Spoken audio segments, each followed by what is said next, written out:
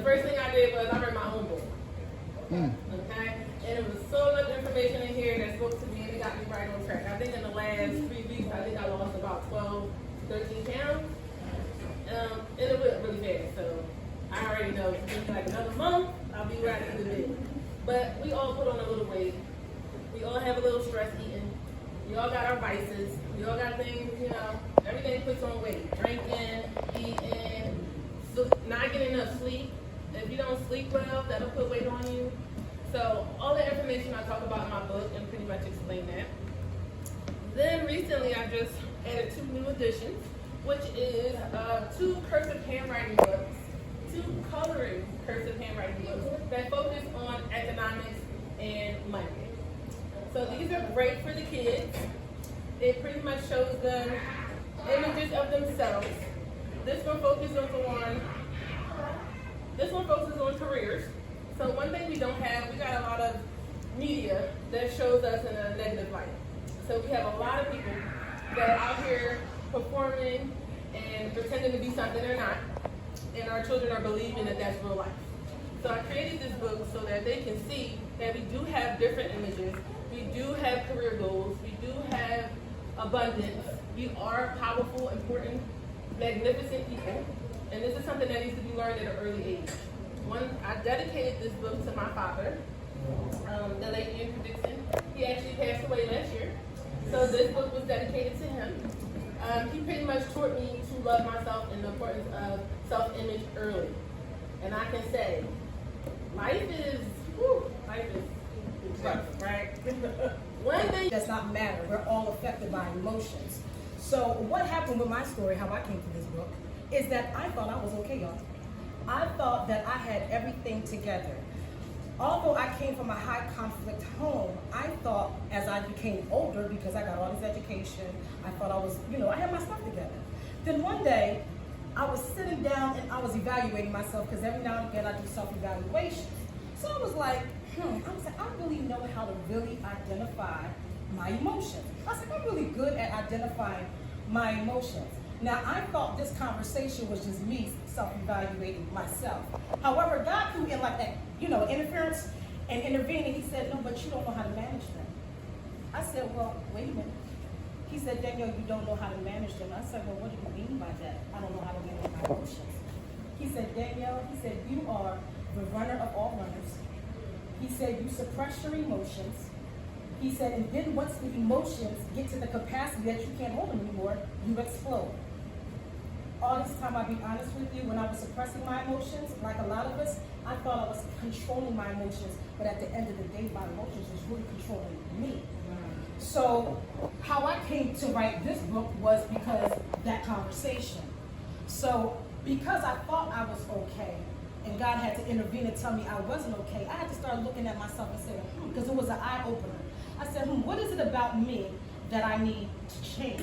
How do I begin to handle and manage these emotions healthy? Because what we do not understand about emotions, because we all have them, they have the power, because the challenge in them, they have the power to either wound a generation, but they also have the power to heal when we learn how to be healthy. But no one taught us how to manage our emotions. And how do I know this? Because we all came from, you were supposed to be seen and not heard. So if I'm supposed to be seen and not heard, then how do I be able to speak and convey and articulate my emotion? I want to speak life into whoever I meet. I want to speak life even when I'm going through, because we all go through. I still have a word to speak into your life. I'm still going to speak life to you. I'm still going to tell you how good God is. I'm still going to tell you you can get healing, you can get deliverance, you can get perseverance, you can do all those things. You see what I'm saying? Because that's how great He is. And so that's what I want people to see. When they see me, I want them to see the Christ in me at all times. So when I see somebody, how you doing? Because you don't know if that how you doing is going to change their whole day. You don't know what they were thinking about doing before you said hello. So when you see people say hello, you don't know what they're going through. So, all right, Linda. So these are the books that I'm part of.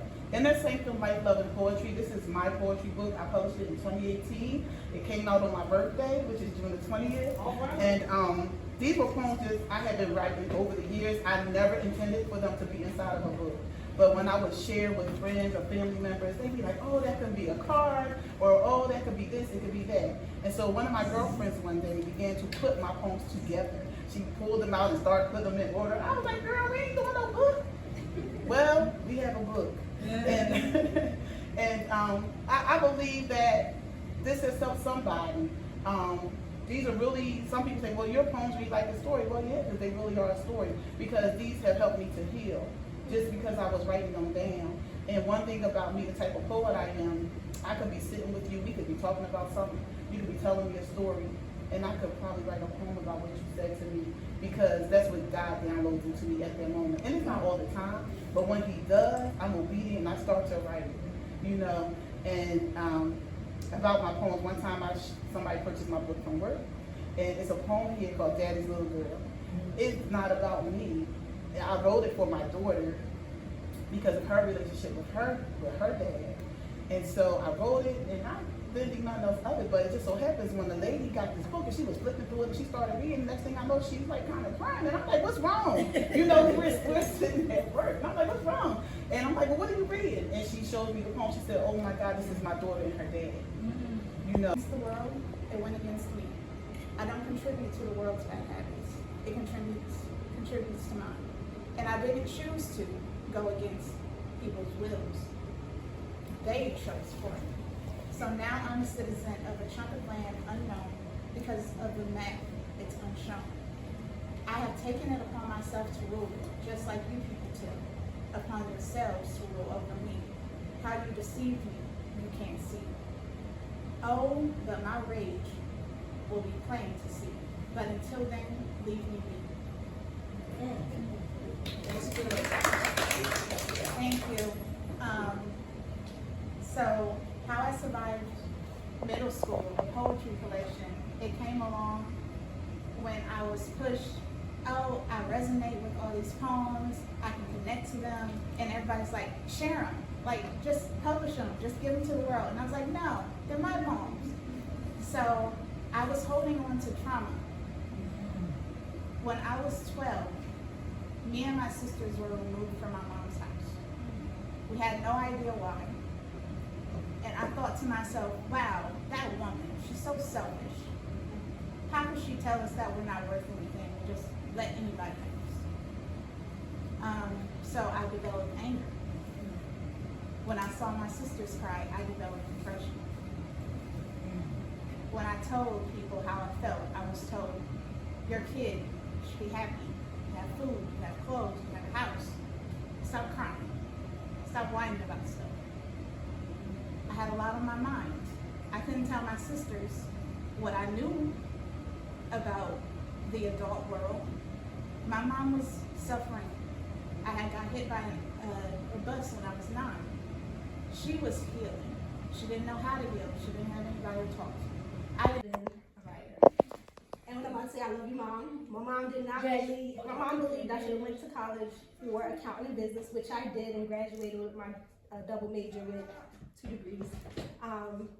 However, that wasn't my passion. I knew it from when I was 7, 8 years old. And then when she had Zori, my little sister, she's here, I was driving, my mom was at work, I don't have any kids, and Zori would not stop crying in the backseat, and I didn't know what to do. And I was getting really frustrated, and I was like, let's make up a book, let's make a story. And it started, Monster, monster, are you behind that tree? Monster, monster, are you behind that car? And we did that on Lincoln Drive. And then every time me and my sister hung out, she was like, can you say that story to me? And I'm like, what story, Zori? And she was like, the monster story. And I'm like, all right. So used to just say it and make up different things for her. Then one night I went to sleep and I had a dream. And the dream turned it into a little girl's bedroom. And that's how me and Zori wrote our first book. And she was 4 or 5. And that book, I teach kids, even though I didn't have a meaning behind that book, I have the same fear less, dream more, because I want kids to be fearless, and adults, because I wasn't fearless in my dreams. I already knew what I wanted to be. I knew what I was perfect at.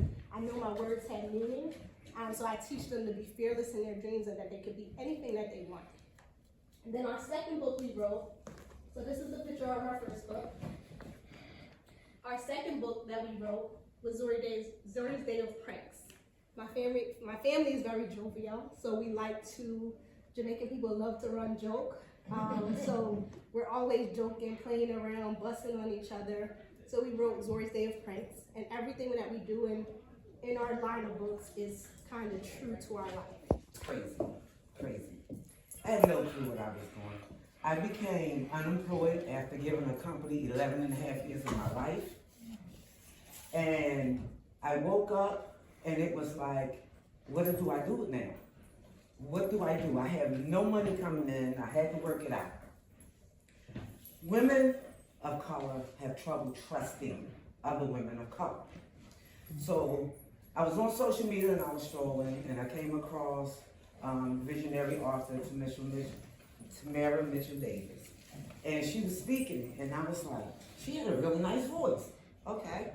She was talking some really good stuff. Okay. So I was sitting there and I was watching and something kept telling me to click and I said no. So I went to sleep and God woke me up 3 o'clock in the morning. He said, click. And I said, okay, I'm gonna do this. So I clicked on it. She was looking for authors to do a collaboration. So I clicked on it and the rest is her story, but I clicked on it and that's what became Blessed Not Broken, the power of transformation. It was time to do a transformation. It was time to go from depending on someone else for my finances. It came from a place of transparency and finding who I was. So in this, the chapter in this one is called Finally Free. Free of shame, free of guilt, free to be me. It started off, I took it back to when I had my first daughter. I got pregnant at 14, had her at 15. The transformation of my body, my mind, my spirit, and my soul. Had to figure things out. No one was there. Back in those days, they were sending kids down south to have a child. You wasn't having no child here, and disgracing this family. Okay? So I had to go it alone.